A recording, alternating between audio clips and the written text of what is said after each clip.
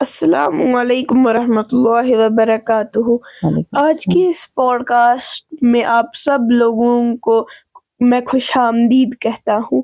یہ میری زندگی کا سب سے پہلا پوڈ کاسٹ ہے اور میری خوش قسمتی سے یہ رمضان کے اسی بابرکت مہینے میں ہے، اور میری دوسری خوش قسمت یہ ہے کہ یہ میری امی جان کے ساتھ ہو رہا ہے۔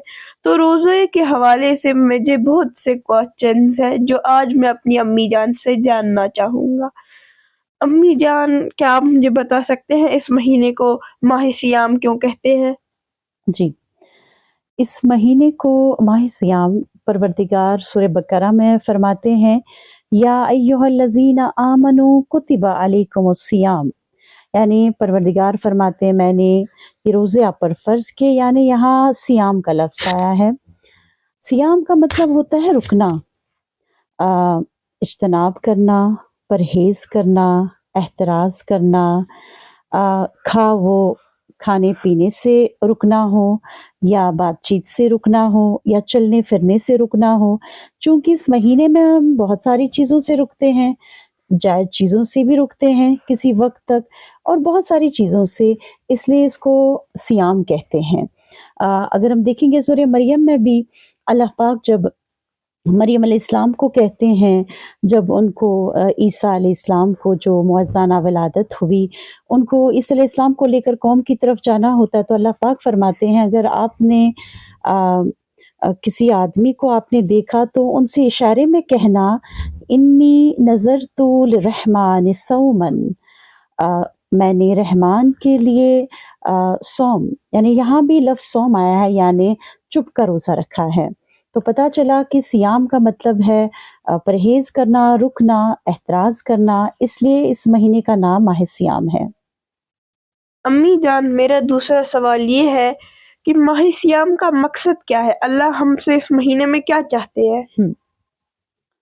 دیکھیے، ماہ سیام کا مقصد یہ ہے کہ پروردگار چاہتے ہیں کہ ہم میں تقوی پیدا ہو۔ اس مہینے کا مقصد ہے تقوی۔ میں آپ کو تھوڑا سا سینیریو بتاتی ہوں کہ مکہ میں یہ کیسے ہوتا تھا، کیوں ہوتا تھا، تاکہ سمجھنے میں آسانی ہو۔ اہل مکہ جو دور جاہلیت میں تھے، جب ہم ان کی تاریخ پڑھتے ہیں تو صوم کا لفظ ہمیں وہاں ملتا ہے۔ وہ بھی روزے رکھتے تھے، لیکن خود نہیں رکھتے تھے، گھوڑوں سے رکھواتے تھے۔ وہ گھوڑوں کو بہت دنوں تک کھانا نہیں دیتے تھے، پینا نہیں دیتے تھے، ان پر سختیاں کرتے تھے، ان کو جھلستی دھوپ میں رکھتے تھے، تپتی ریت پر رکھتے تھے۔ وہ اس لیے کیونکہ اہل مکہ کا جو پیشہ تھا وہ جنگوں میں جانا، وہاں لوٹ ماری کرنا، غارت گری کرنا، یہ ان کا پیشہ تھا، اور اس پیشے کے لیے ان کو گھوڑوں کی ضرورت ہوتی تھی۔ اور گھوڑے ایسے جانور ہیں کہ اگر ان کو کھانا پانی نہ ملے تو یہ مزمحل ہو جاتے ہیں، کیونکہ اونٹ جو ہوتے ہیں وہ کچھ دنوں تک کھانے اور پینے کے بغیر سروائیو کرتے ہیں، لیکن گھوڑوں میں ایسا نہیں ہوتا۔ تو گھوڑوں کو ٹرین کرنے کے لیے، تاکہ یہ میدان جنگ میں پھر کام کر سکے، یہ رکے نہ، ان کو وہ تربیت، یعنی کہ ایک حساب سے ان پر یہ سختیاں کرتے تھے، اگرچہ یہ غلط ہے۔ اس کے بعد جو گھوڑے ہیں پھر یہ ان کے میدان جنگ میں، لوٹ ماری میں، غارت گری میں بہت کام آتے تھے۔ اللہ پاک نے ہمیں اسی طرح سے ماہ سیام کا مہینہ دیا، اصل میں ہمارے لیے تربیت ہے، ہم پر یہ کوئی ظلم نہیں ہے، نہ ہمیں پروردگار چاہتے ہیں کہ ہم فاقے سے رہے، یا یہ کچھ وقت تک کے لیے ہمیں اللہ پاک آزماتے ہیں، کچھ وقت تک کے لیے۔ لیکن مقصد کیا ہے اس کا؟ آپ کا سوال یہ ہے کہ اس کا مقصد کیا ہے؟ مقصد یہ ہے کہ جب یہ گھوڑے، جب ان کی تربیت ہوتی تھی، ان کو اس طرح سے وہ گزارتے تھے ان حالات سے، پھر اگر ہم دیکھیں گے سورہ عادیات میں اللہ پاک ان گھوڑوں کی صفات بیان کرتے ہیں۔ سورہ عادیات میں اللہ تعالیٰ فرماتے ہیں، والعادیات ضبحا فالموریات قدحا فالمغیرات صبحا فأثرن به نقعا فوسطن به جمعا ان الانسان لربہ لکنود۔ یہ گھوڑے کیا کرتے ہیں؟ اللہ پاک فرماتے ہیں قسم ان گھوڑوں کی جو پھنکارے مارتے ہیں، جو چنگاریاں جھاڑتے ہیں، جو دشمنوں کے گول میں گھستے ہیں اور گرد و غبار اڑاتے ہیں، بے شک انسان اپنے رب کا بڑا ناشکرا ہے۔ یعنی اللہ پاک کہتے ہیں یہ گھوڑے جب ان کو یہ ان حالات سے گزارتے تھے، پھر یہ کیا کرتے تھے؟ اپنے مالکوں کی رضامندی کے لیے، تاکہ مالک ان سے راضی ہو، یہ अगर थकते भी थे, फुंकारे मारते थे, लेकिन अपने मालिकों के हुक्म से चलते रहते थे, रवां दवां रहते थे, रुकते नहीं थे। ये दुश्मनों के गोल में घुसते थे, वहां से तलवारें आते थे, तीर आते थे, इनको कोई परवाह नहीं होती थी, सिर्फ एक परवाह कि मेरी पीठ पर बैठा हुआ मालिक मुझसे राजी हो। और ये दुश्मनों को कैसे ये मुकाबला करते थे, ये गर्दो गुबार उड़ाते थे, यानी तूफान बनकर जाते थे।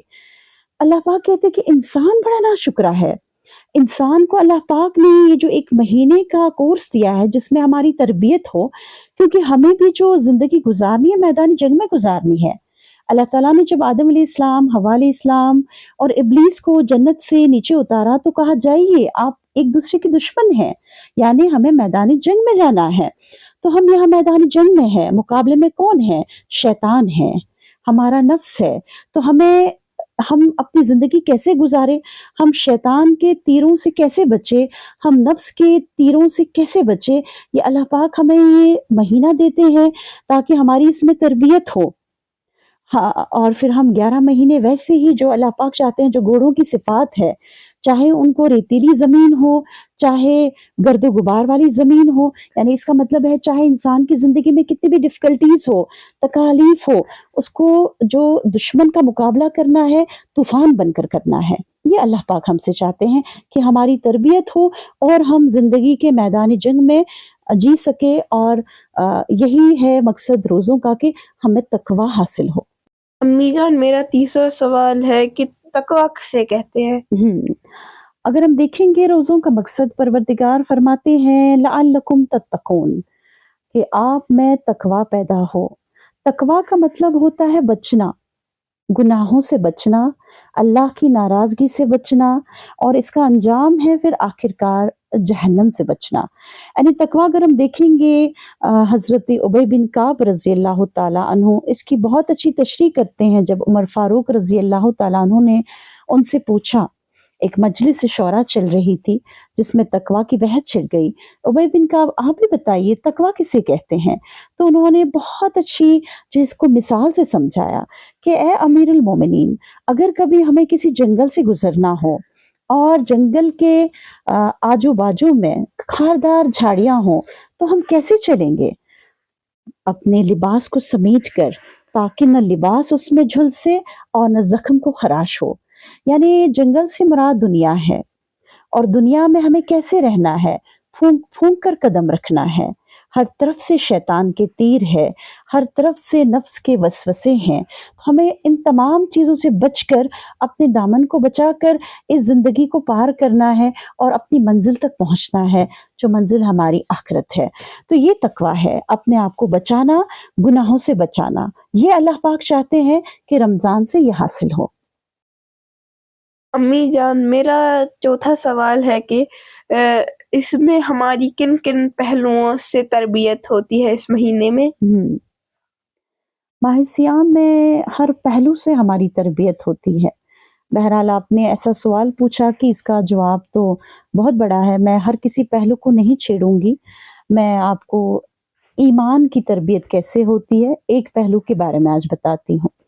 देखिए, इसमें हमारी अगर सबसे पहले हम देखेंगे, ईमानी तरबियत होती है। रोज़ादार जब होता है, हर वक़्त उसको ये महसूस होता है कि मेरा रब मुझे देख रहा है।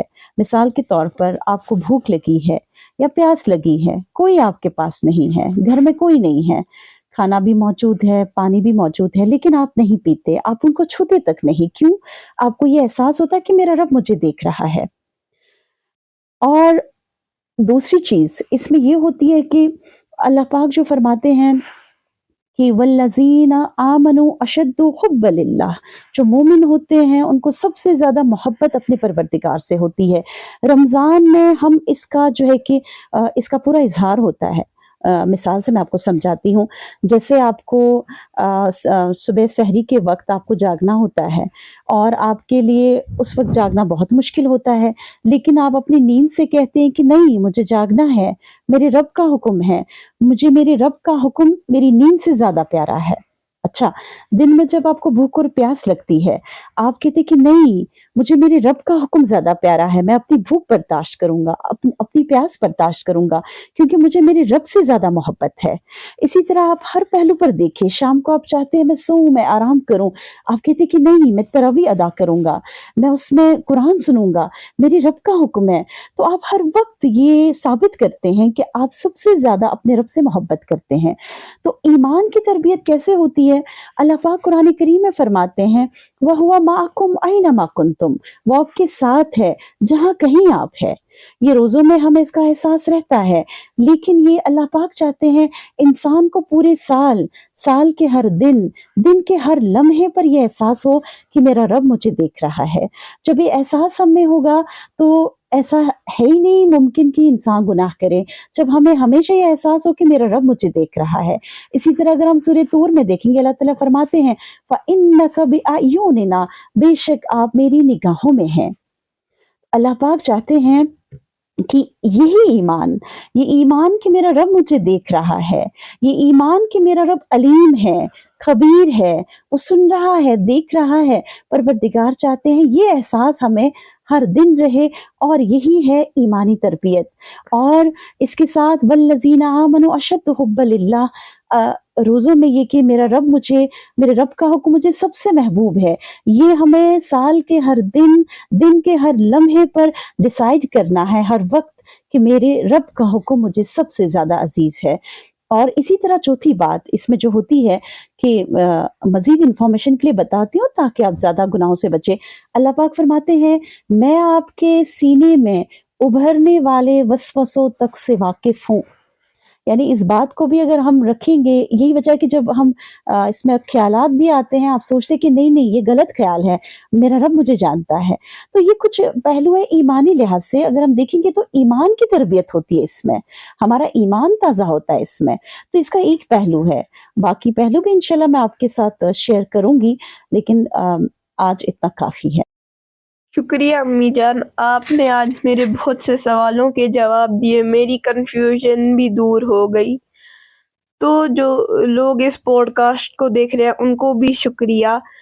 उम्मीद करता हूँ कि आप लोग भी इन बातों पे अमल करने की कोशिश करेंगे, और मैं भी। नए हफ्ते हमारा दूसरा पॉडकास्ट आएगा, तब तक के लिए फ़ी अमानिल्लाह।